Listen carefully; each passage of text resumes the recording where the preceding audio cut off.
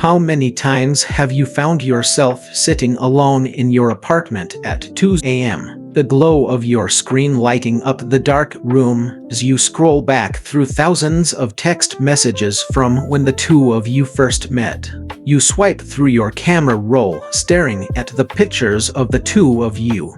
You remember the way he secretly held your hand under the table at that crowded brunch spot in Hell's Kitchen, or that quiet Sunday night when he rested his head on your shoulder while you were binge-watching a show. To anyone looking from the outside, everything looks exactly like a happy, thriving relationship. But deep down, beneath the surface, there is a black hole slowly swallowing you whole. It hits you the hardest when someone at a party casually asks, "So, what are you two?" And you both instantly fall into this agonizing, awkward silence. Or even more heartbreaking, when he flashes a charming smile at the bartender and says, "Oh, we're just best friends." In that moment, the feeling is suffocating. It feels exactly like you are standing out in the freezing cold, looking through the window of a beautiful, warmly lit house. You're allowed to look inside. You're allowed to feel a tiny bit of the warmth radiating through the glass, but you are never actually handed the key to walk through the front door. If you are seeing yourself in this story, I need you to pause for a second and take a deep breath. I'm Alex, your virtual boyfriend, and I am right here with you to help you walk through the thick, infusing fog of modern situationships. We are going to unpack the hard truths that you've probably been intentionally ignoring for a long time.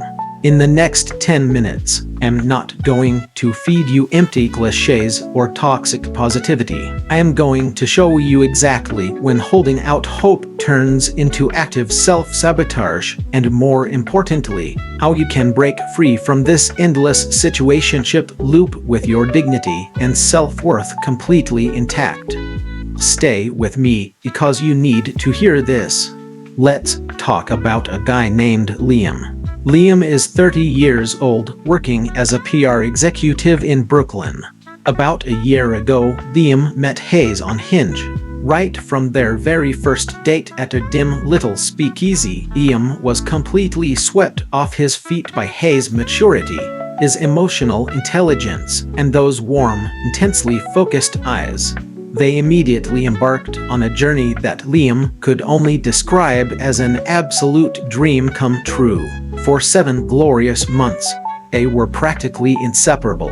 Hayes would split Ubers with Liam to make sure he got to work safely. They did the domestic Sunday morning Trader Joe's runs together, and Hayes was always the very first person Liam called when he was having a meltdown about his boss. Hayes was incredibly passionate.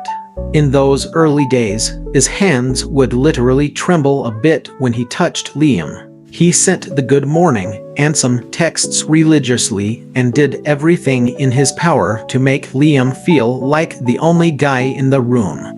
But despite all of that magic, there was a massive, invisible wall standing between them. The official label. Whenever Liam tried to gently bring up the idea of soft launching on Instagram, or simply introducing Hayes to his queer chosen family as his boyfriend, Hayes would skillfully pivot the conversation and slip away. Hayes would look at him with these deeply earnest eyes and say, "I care about you so much, you have no idea.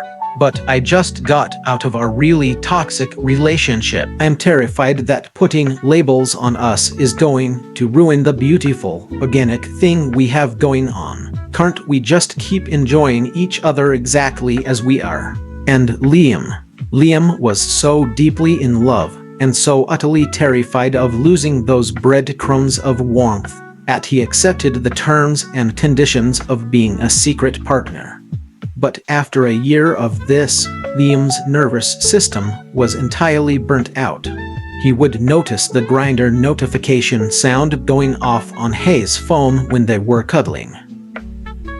He realized he had absolutely no right to be jealous. He couldn't even ask, "Where were you last night?" because technically they weren't anything at all. Liam was drowning in a spiral of self-doubt. What actually am I to him? Am I the love of his life, or am I just a safe, convenient rest stop to cure his loneliness?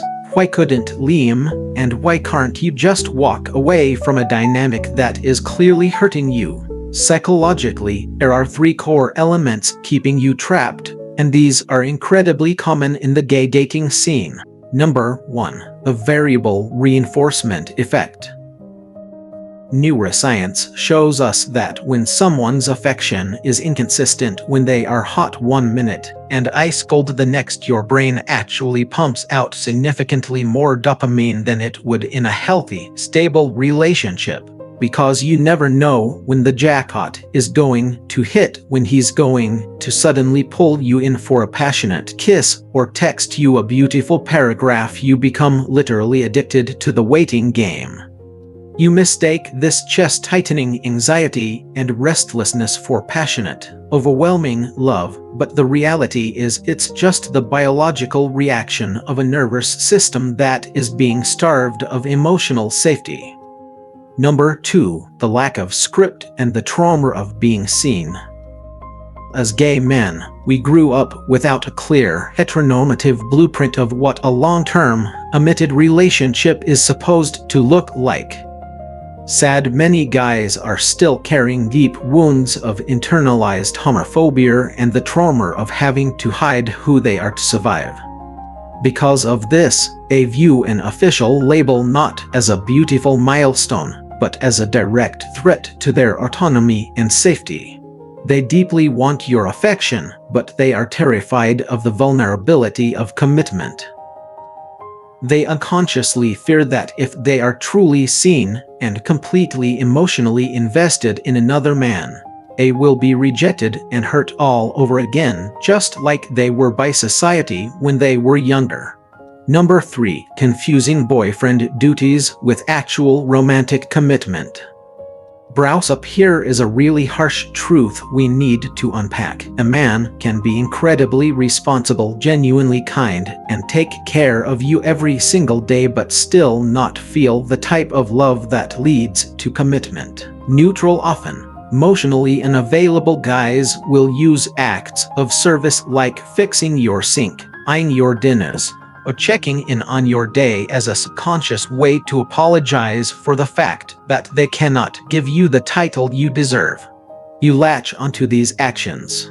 You gaslight yourself into thinking, he takes such good care of me, he must be in love with me, he just needs a little more time.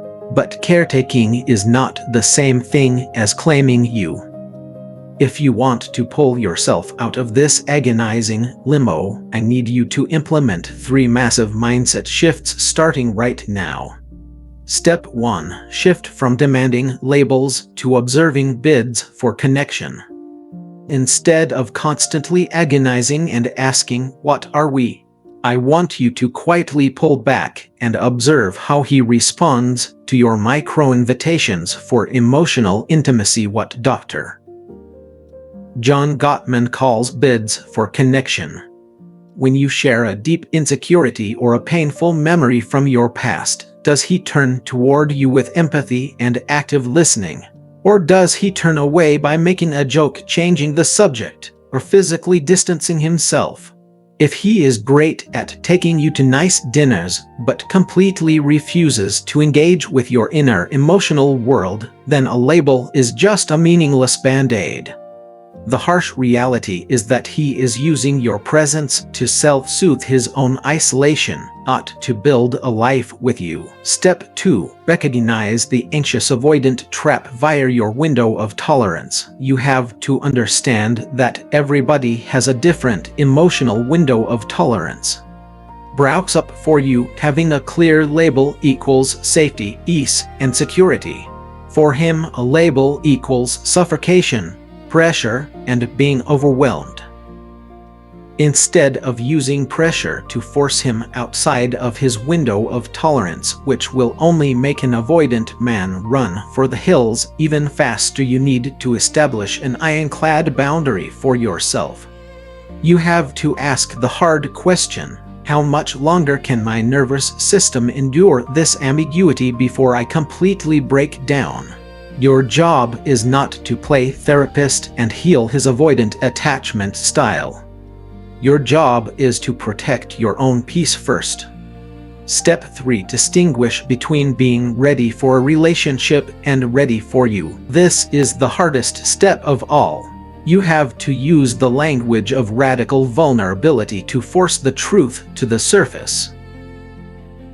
Instead of sending a long, angry, passive-aggressive text, I want you to look him in the eye and say clearly, "I've realized that I am at a point in my life where I need a committed relationship to feel secure and happy.